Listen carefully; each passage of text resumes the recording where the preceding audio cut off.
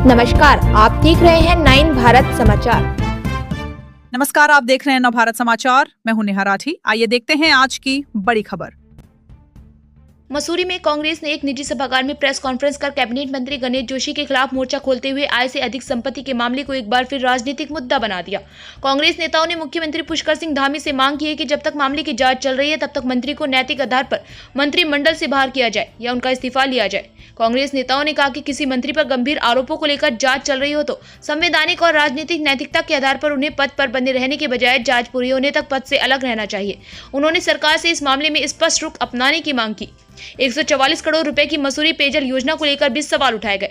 कांग्रेस का आरोप है कि योजना पर बड़ी धनराशि खर्च होने के बावजूद पर आए दिन पेयजल पाइपलाइन फटने की घटनाएं सामने आ रही। कांग्रेस ने इसे कार्य की गुणवत्ता और योजना के क्रियान्वयन पर गंभीर सवाल बताया।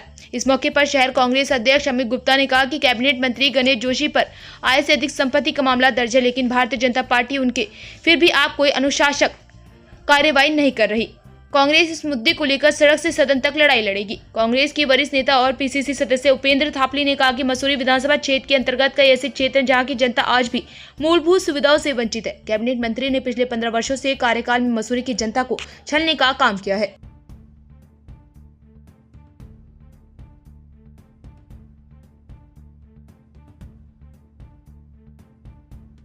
मुद्दा तो यह है कि जो पिछले बहुत समय से लगातार हम जिसकी मांग कर रहे हैं कि आय से अधिक संपत्ति मामले में गणेश जोशी जी पूरी तरह लिप्त है, जिन पे आरटीआई के माध्यम से सारे तथ्य इकट्ठे कर कोर्ट में भी पेश किए गए।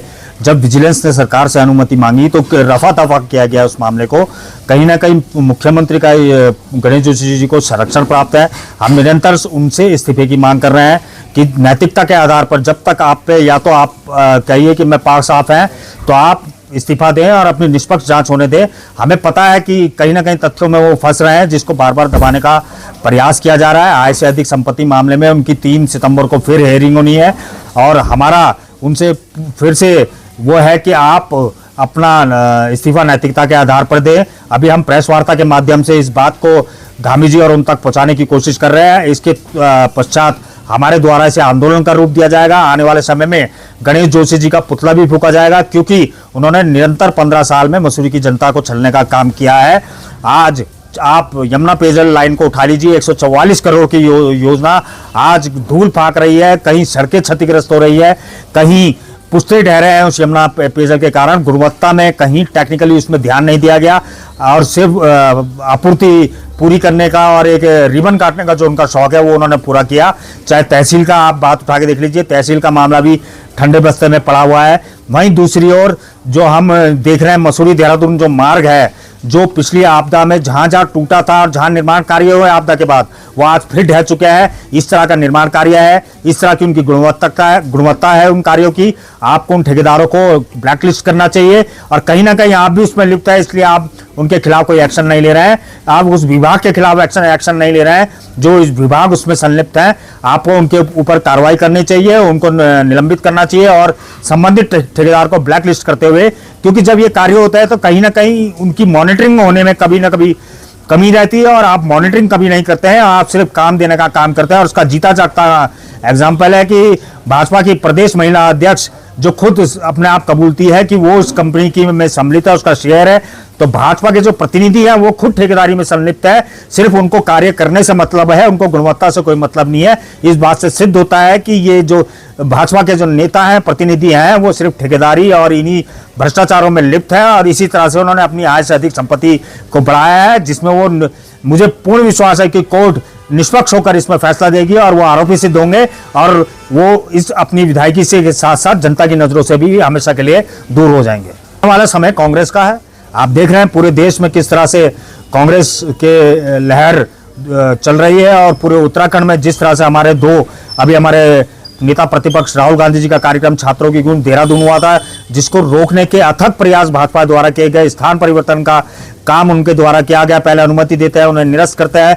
वहीं आपने देखा होगा कि बीते दिन हमारे राष्ट्रीय अध्यक्ष जब हल्द्वानी में कार्यक्रम करने आ रहे थे तो हमारे कार्यकर्ताओं को, हमारे नेताओं को वहां जाने से रोका गया, जिसके लिए हमारे नेताओं ने एसपी कार्यालय समेत एसपी का घेराव करने का काम किया। उसके दबाव में आकर उन्होंने फिर आदेश पारित किए कि हर किसी गाड़ी को आने दे। तो जो भाजपा सरकार है वो हर तंत्र का दुरुपयोग करने का काम कर रही है।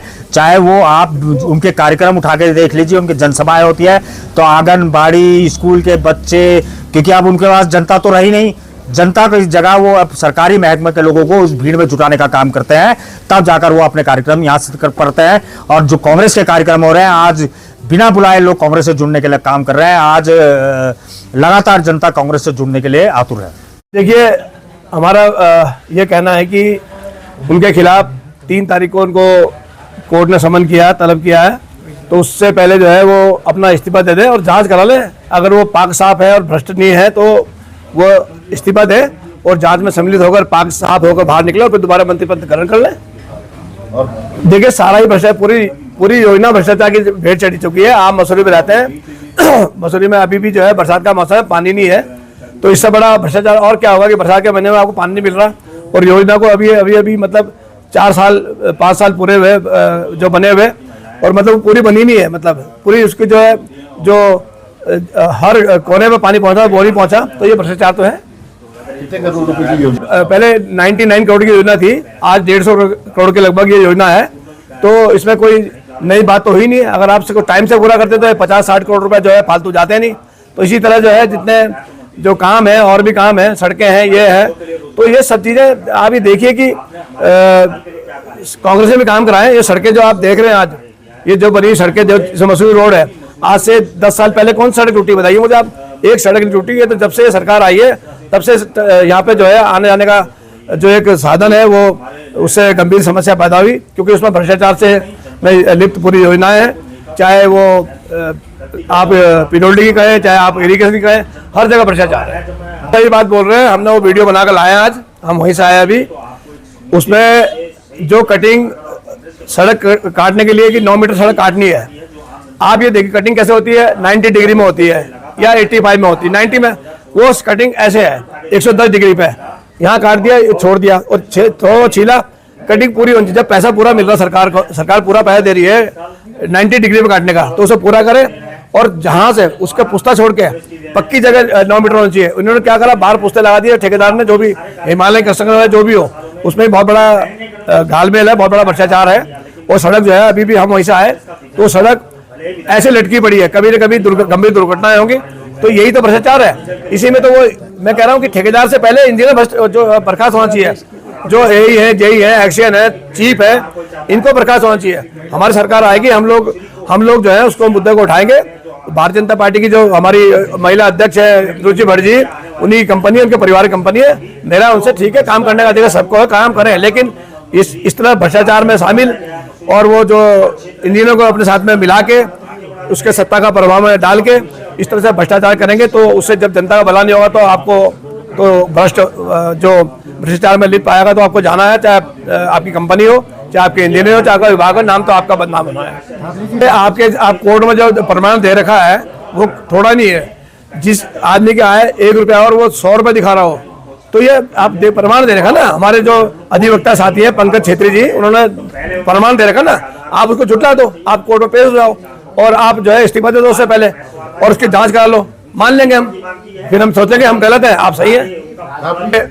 मंत्री का सीधा सीधा हाथ है, सारे ठेकेदार नीचे लेकर उनके हैं, उनके प्रभाव में सारे ठेकेदारों को काम मिला है। और उन्होंने जो अपने ठेकेदार गलत काम करते हैं वो इंजीनियर को दबा के, डरा के, जो भी उनका एक पॉलिसी है उसके तहत काम करते हैं। मैं तो ये कहूँगा कि भ्रष्ट है, इंजीनियर भ्रष्ट है। क्यों डरता है? वो सरकारी नौकर है, सरकारी तंत्र के हिसाब से काम करे, ना कि किसी विधायक, किसी पक्ष विपक्ष के दबाव में काम करे।